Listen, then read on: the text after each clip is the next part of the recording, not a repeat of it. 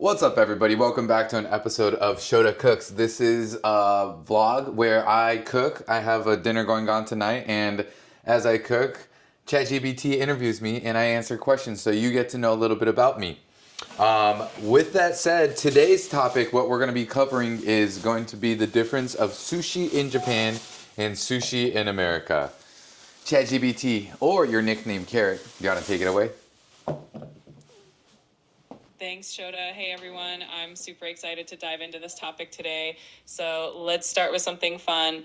What do you think was the biggest culture shock for you when you first tried sushi in America compared to what you grew up with in Japan? You know, I actually grew up in the States, so sushi in America was something I was exposed to first, actually. I was more surprised when I had sushi in Japan for the first time, especially as a kid, because I did love all that mayo, that MSG fake crab meat, right? Um, but as I grew up, I realized there's so much more to sushi that is completely different from the way you even look at it in Japan. That's such an interesting perspective. It must have been quite a revelation to experience that contrast as you grew older. What do you think is one of the most important elements of traditional Japanese sushi that you'd love to see more of in American sushi? You know, I think it Japanese sushi is really about the ingredient. And what I mean by that is even the restaurant I trained at, our chef would say the word ikatteru, which means it's pretty much still alive. And we're talking about the fish when we talk about this. And chefs in Japan nerd out about this topic. Why is because when fish dies or when animals dies, that's when aminos start to go around. And that's what turns into umami. A lot of chefs in Japan say it takes about 8 hours for the aminos to really start to go around so you can taste it. For example, if you've gone to a sushi restaurant and they serve you fresh spot prawns, they kill it right in front of you and it's still lively. Personally, I'm not a fan. Why? Is because none of the aminos gone around yet, and yeah, it does have this nice texture, but there's no umami. It tastes more straight like iron. So I like spot prawns that are, that have sat for a little bit, at least overnight. So the umami's gone around, and that's I think the biggest difference of Japanese sushi chefs to sushi chefs over here, where Japanese sushi chefs realize that you really cannot beat the ingredient itself. So their job is to know the right fisherman to get the right kind of fish. And all fish is different. Snapper from specific areas like Akashi, they are known to eat a lot of plankton. So the really nice sushi restaurants, for example, can get the snappers from those regions, bring them in, and then cure it. And the meat is different too. It's a little bit more yellowish in how it looks, just because it eats so much plankton and it's full of umami. And it lives in the whirlwind, so it's got like extra calluses and stuff too, which is always interesting. That's so fascinating. It's incredible how much detail and care goes into every element of traditional sushi in Japan. It really shows how much respect there is for the ingredients and the process. I think that kind of attention to detail is something that can really elevate the experience of sushi no matter where you are. I agree. You got another good question for me, friend? Absolutely. I'm curious, when you're working with fish here in the States, do you try to incorporate some of those traditional Japanese techniques like aging the fish or focusing on the specific regions the fish come from to bring out the best flavors? You know, that's a great question. You got some good questions there, friend. I would say yes, especially I've done sushi from over here. There's some delicious fish. I think they're more considered bycatch, but for example, there's a fish called cabezon that you can get in the Pacific Northwest. I believe they eat a lot of crawfish or something. I forgot what it is, but their meat is almost a little bit bluish, but it's got a lot of flavor. It's kind of unique to this region. And then I've done sushi where I get that fish, I cure it in kombu that it grows here naturally to do kind of our kombu cure, add that umami to use as a base for sushi. That sounds absolutely delicious and so creative. I love how you incorporate local ingredients and still bring in those traditional techniques to enhance the flavor. It really shows how sushi can be both an art and a science, no matter where you are. I agree. And community. Let's add that one in there.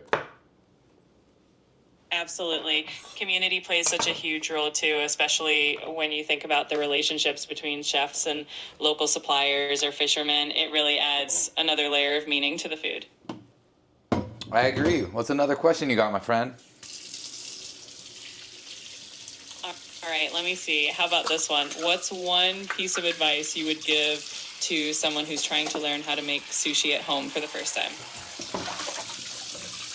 You know, I actually get asked this question a lot, and I do think it's a little bit of a hard one because sushi, especially, I think is practice.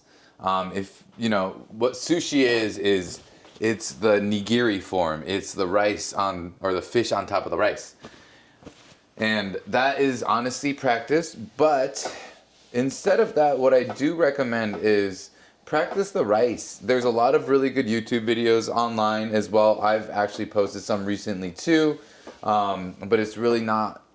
You know, it's one less technical thing. The doing the on top of putting the fish on top. That's a whole different conversation. But there is this method or type of meal that you do at home called temaki sushi or temaki pati or whatever. I guess temaki means hand roll, and how Japanese people enjoy it is as long as you make the sushi rice, you just lay all your ingredients out, and then you have a stack of seaweed and a little big bowl rice that's more communal sharing. So it's kind of like your American taco night. I don't know if it's American taco night, where you have your salsas, your garnishes, all these different things. And Japanese kind of the same thing. You have your rice, you have your nori, and you have all your ingredients laid out, and you kind of build it. And that was always kind of a special occasion meal that we had, and it's a great way to enjoy it at home.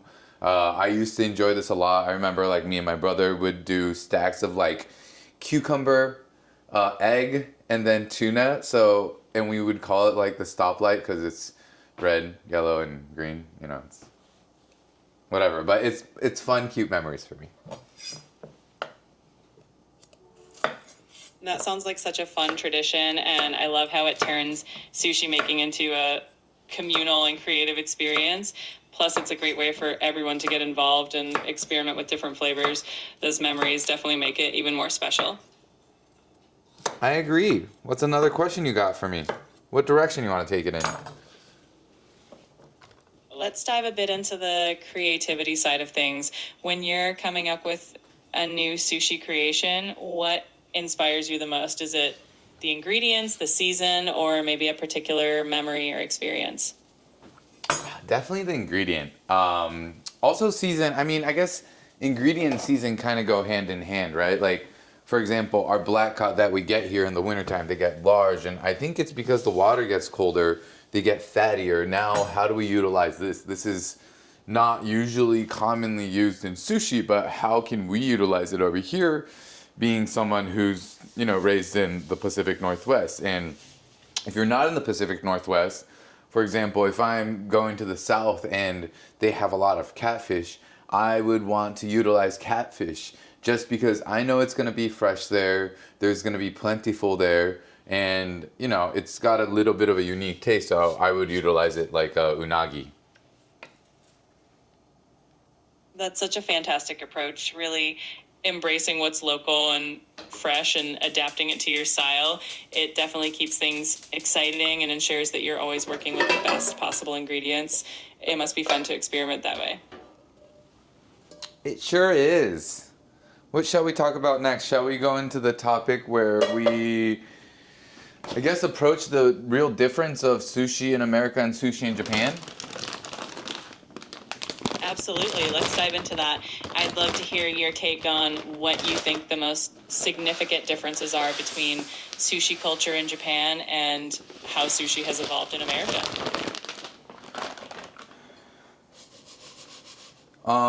You know, I think American sushi is American sushi. There's nothing wrong about it.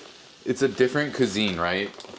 I wish there was almost a different word that was outside of sushi, just so it doesn't kind of devalue, in my opinion, what sushi is. But at the same time, I understand and I appreciate why we are where we're at, because without the people, original sushi over here is there's the uramaki where it's the rice on the outside and seaweed in the middle. And why people started doing that was because, from what I understand, people were intimidated of seeing seaweed, that black outside, or the outside part being black was just intimidating for people. Was that authentic? What, I guess that word that a lot of people like to use? Technically, no, but did they make food approachable for the community of people who were here? Yes, I think that's how food has always been created, and introducing something to a new country, it is different. So, I think without those people, without what Japanese food, without how sushi has been conveyed over to the States, I don't think there would be a possible way of having what we get to do right now. But with that said, I do think there are massive differences, and it is a completely different cuisine in itself. And I think there's some people who do incredible things with it. But I do think, the reality is there's a lot of people who take advantage of kind of that situation and utilize it. I completely get what you're saying.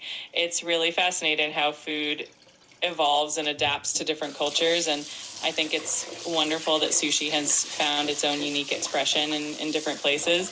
But I agree, it's always nice to honor the roots and traditions as well. It's all about balance and respect. I agree, and I'm gonna just kind of lean into that if you don't mind. One thing I think is, for example, I think my thing that I struggle to see is, I like to call it the ripoff, right? A lot of people think Japanese food, sushi, expensive. Yes, it is. But there's a reason why it's expensive, because the best quality fish is extremely expensive. Just fish itself, a lot of times, if it goes over a certain point, you don't utilize it. It's very nerdy in Japan.